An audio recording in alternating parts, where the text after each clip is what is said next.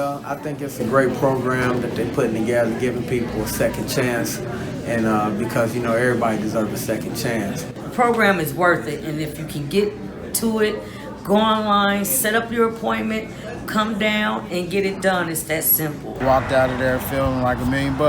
They gave me the tools I needed to get my driver's license back and get my criminal record expunged. I've been waiting a long time. My felony happened in 1989. It was only 2 tickets, and I had them paid off, but I didn't have the reinstatement. It's been hard getting back and forth to work, and I have to pay 88 cents to get my license back today.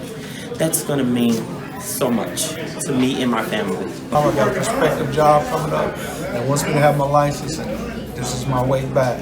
I'm just excited that that's not in my background, that if I were to possibly take next steps for employment, for a better position, better pay, this isn't going to be on the record, and it's not going to hinder me in any way. So I'm pretty excited. Stay out of trouble, make sure I keep my record clean, make sure I stay on the good path, and try to pass it down to the next person so they can do good in life. I'm getting married and get to start my life off right, west side of the tracks. I have my license back and my life back.